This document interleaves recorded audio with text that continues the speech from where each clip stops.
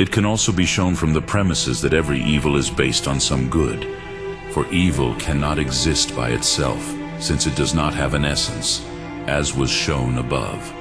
Therefore it is necessary that there be evil in some subject.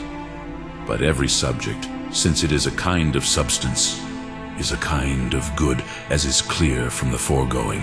Therefore every evil is in some good. Still, deprivation is a kind of evil, as is evident from the foregoing, but privation and private form are in the same subject. Now the subject of a form is a being in power to form, which is good, for power and act are of the same kind. Deprivation, therefore, which is evil, exists in some good, as in the subject.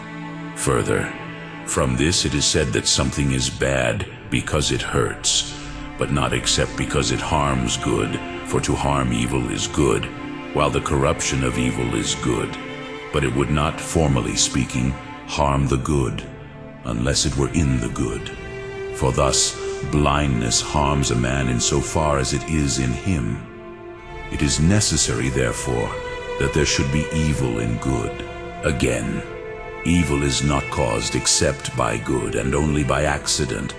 Now everything that is by accident is reduced to what it is by itself.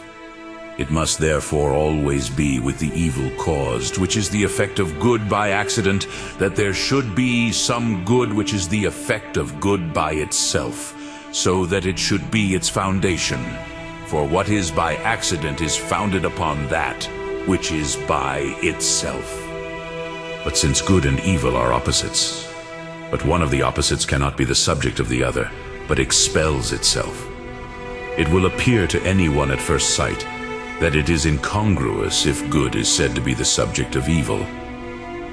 But it is not inconvenient if the truth is sought. For good is commonly said to be like a being, since every being as such is good, as has been proved. Now it is not inconvenient that a non-being should be in a being as in a subject, for every privation is a non-being, and yet its subject is a substance, which is some being. However, non-being does not exist in a being opposed to itself, as in a subject. For blindness is not a non-universal being, but a non-being by which sight is taken away. Therefore it is not in sight as in the subject, but in the animal. In the same way, evil is not, as in the subject, in the good opposed to itself, but this is removed by evil. But in some other good, as the evil of death is in the good of nature. But the evil of nature, which is the privation of form, is in matter, which is good as being in power.